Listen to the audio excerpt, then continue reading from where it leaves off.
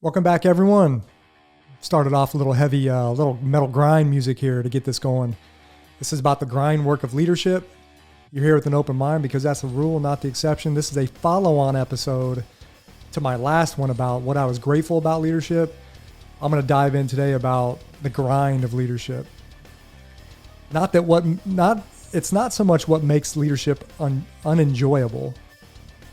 And let's be honest, we're all humans. There's times where being a leader can be tough, frustrating, even piss you off a little bit. So we're going to talk about 10 things that I came up with about why leadership is a grind. Again, follow up from last one. I hope you enjoy this episode. And as we're working through this list, what makes leadership a grind for you? What drains your energy day in, day out in a leadership role? Think about that as we go through this. All right, here we go. Are you ready to permanently fuse leadership and philosophy?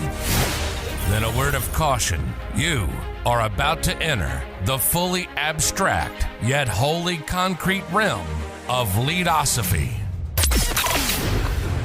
Our ideas are not always so clear and distinct. To validate this proposition, we welcome the host of Leadosophy, Tim Woody. All right, everyone, welcome back to Leadosophy. I often say leadership is a grind. I say it probably almost every episode. Maybe not every episode, but once every 3 or 4 episodes on average, if you're going to average it out. But I want to add some context behind why I always say that. And again, this is my personal experiences. This episode and the last one about gratitude, these are based on my personal experiences in leadership roles. And again, as I move through my 10 things of why leadership is grind work, your list may be different. So there may be some overlap on my list and your list. But again, this is the law of unique experiences. And again, things that were a grind for me in leadership may not be a grind for someone else because, again, we are all in our leadership role and we all have individual, unique character traits and skill sets. And that makes us handle challenges, problems, whatever, better or worse than others. More effectively or less effectively than others. We all have our strengths. We all have our gaps.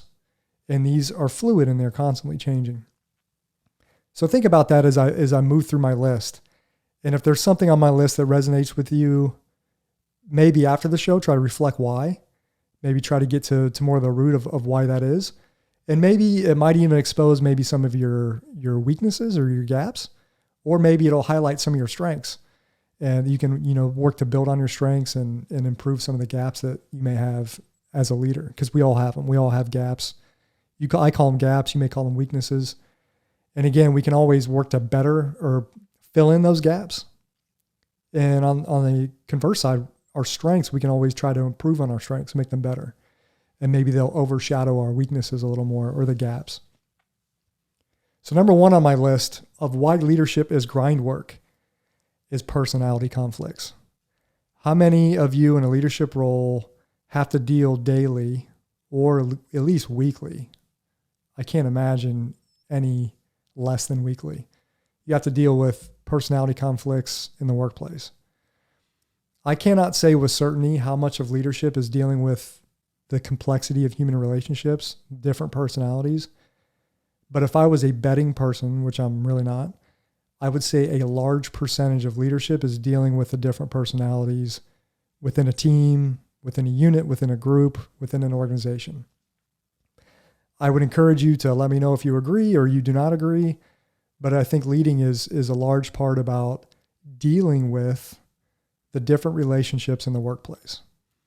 And again, Sally doesn't get along with John because this, that, and the other. How often are you dealing with things like that? How much does that rise to your level as a leader that you have to maybe try to get those 2 players together and work through whatever difficulties they may be having? That's why I'm a big fan of psychology. Again, I've said this before. If I didn't go into philosophy, I would have probably went into psychology. I love understanding human behavior, how the mind works. But I also am a big fan of organizational or industrial psychology. What is organizational industrial psychology? I brought up the definition because I think it's important. The American Psychological Association defines IO, or industrial organizational psychology. as the specialty of industrial organizational psychology, characterized by the scientific study of human behavior in organizations and the workplace. The specialty focuses on deriving principles of individual, group, and organizational behavior and applying this knowledge to the solution of problems at work. And again, I only bring up that definition because organizational industrial psychology, it's a growing field, I would say, in the social sciences, and how that theory applies to the organization, to the workplace, trying to understand all the different human behaviors and motivations in the workplace, all the different problems that can arise from personality conflicts, whatever, and then trying to temper those problems and solve those problems that arise, which is not easy, especially when you're trying to achieve organizational goals, objectives, trying to achieve the vision, the mission of the organization. All these people are coming along for the ride, and all these personalities are intersecting, deflecting off. There's friction points that are constantly coming up that you have to work through as a leader. And it is grind work. Number one on my list is the top one by far. It was just daily is something you'd have to try to work through. And again, maybe not daily, but at least weekly, that would come up. All right, number two on my grind work list, unpopular decisions. You are the unpopular person because you had to make decision X or make decision Y. And a lot of the times I talk a lot about the law of unique experiences. This often comes down to the law of incomplete information. You're making decisions at your leadership level that a lot of people around you, maybe within the follower sphere of influence, they don't have all the information. So they're filling in that information gap with whatever they have in their head or whatever they're talking with their peers. So they may not have all the information as to why you made a certain decision. They may not like it. They may complain about it. It may start to develop this groundswell of unpopularity. And that's just a part of it, man. Like, I think I was always a big fan of trying to explain the why, especially behind really important decisions that I knew would affect a large amount of people. Try to give them as much information as I could give them. Basically try to give them the same amount of information that I had and give them the why I made the decision based on the information I had. And you never know. Sometimes if you are on the more democratic side of leadership, if you have the opportunity to garner more feedback from those who are potentially impacted by a decision, they may be able to provide you some information or fill in some of your information gaps to help you make a better decision, to make it less unpopular, if that makes any sense. So yeah, unpopular decisions, number two on my grind work list. Number three, energy draining for introverts. Again, this doesn't apply. Well, I don't know if this applies necessarily for extra. I would love to hear an extrovert's perspective on why leadership is a grind for an extrovert. If extroverts are drawing their energy from people and human interactions, it would seem that being in a leadership role would not drain energy so much. Maybe there are other aspects of being a leader, but not so much just dealing with the human relationship side. But from an introvert side, it is energy draining. It can take its toll over a course of a day. So that's number three on my grind work list. Number four, you have to be prepared to be judged. Bottom line. Your followers are going to judge you. Your boss is going to judge you. Your boss's boss is going to judge you. You're constantly in this sandwich of judgment, below and above, from the sides, probably, maybe within the peer network. And that's just a part of it. And that too can be a major energy drain over time. Number five on my list is balancing the needs of your followers, your bosses, and the organization at large. And I will say this, the needs of your followers and the needs of your bosses, I don't think they will align very often. At least that's my experience. I'd say more often than not, those needs do not align. There's always going to be some cross-contamination at some point, but I think day in and day out, you're constantly trying to balance between what are the needs of the followers, what do my bosses need, what does the organization need me to achieve, And how can I bring my followers along for the ride and also fulfill their needs as well, which I talked about on the last show, was kind of a puzzle that was kind of fun to try to work through sometimes, especially when you can collectively achieve something together, putting some of the individual needs aside. But again, that is a grind work and something I was grateful for on the last show. Number 6 on my grind work list is bandwidth. As leaders, we only have so much bandwidth. We can only handle so many problems. We can only handle so many team projects.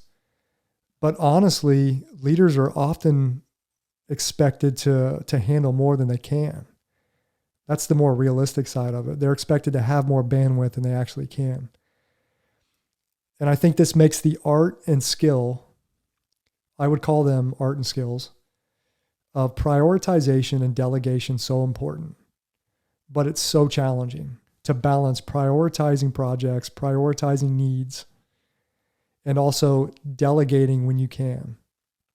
I think first-time leaders, I think when you're new into a leadership role, that might be the most difficult time to master the art of delegation, because you just want to touch everything.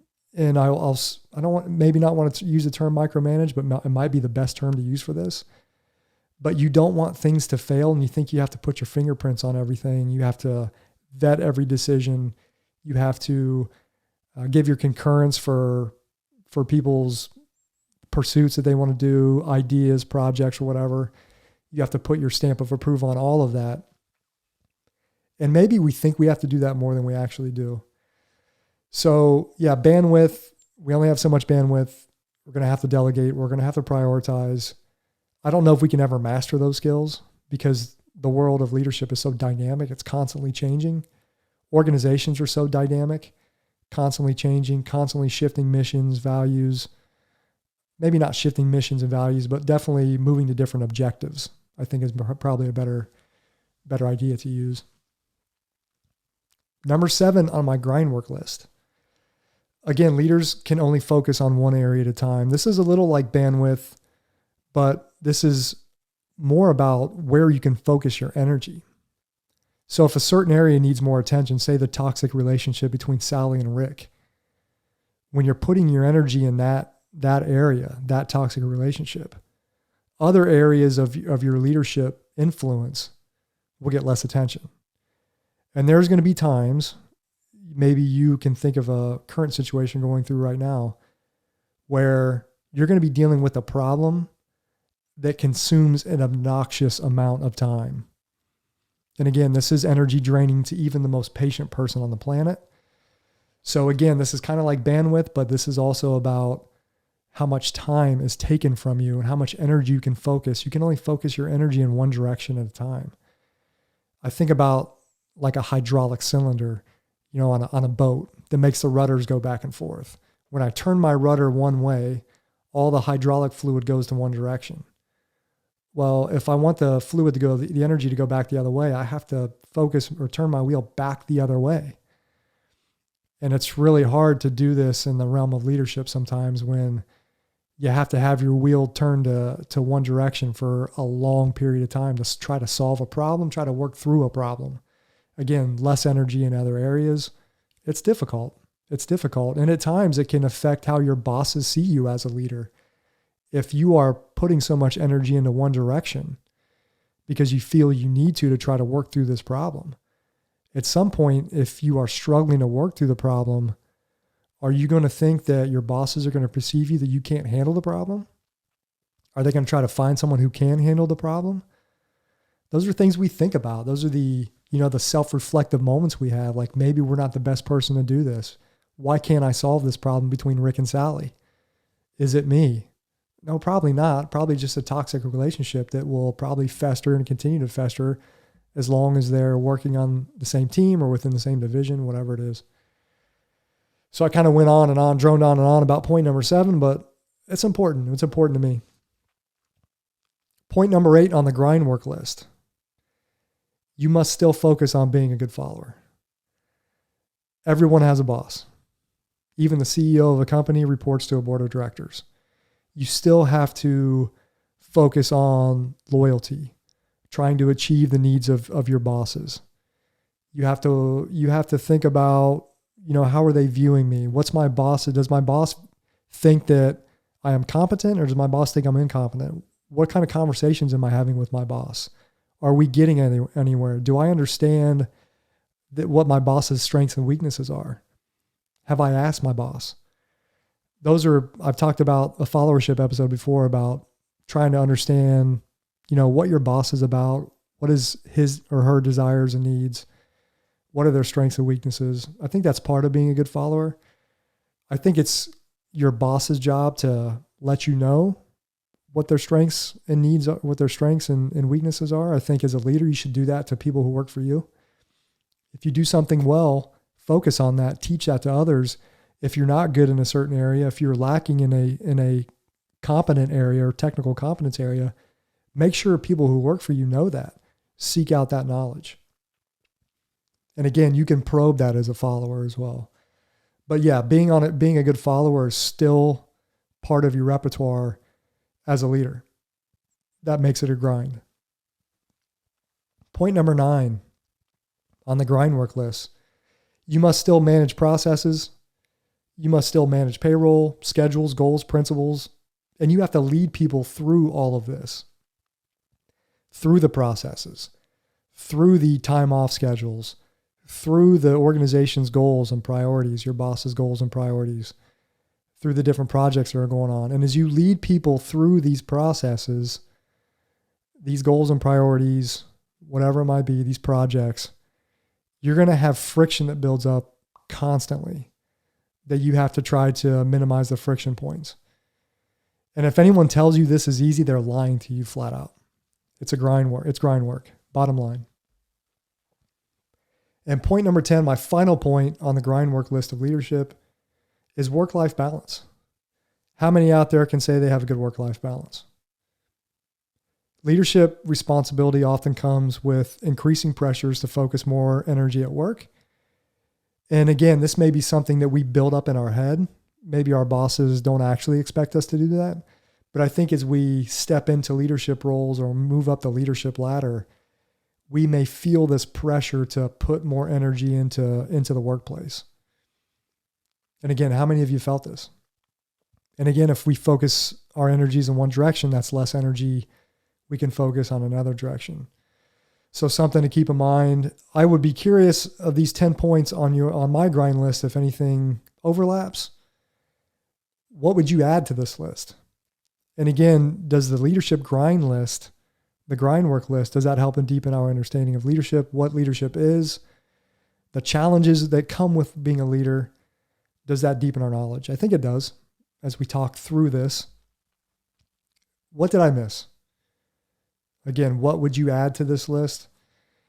I hope you enjoyed this show. This was kind of putting a bow on my last episode about gratitude. So we have gratitude on one side. We have the GrindWork of leadership on another.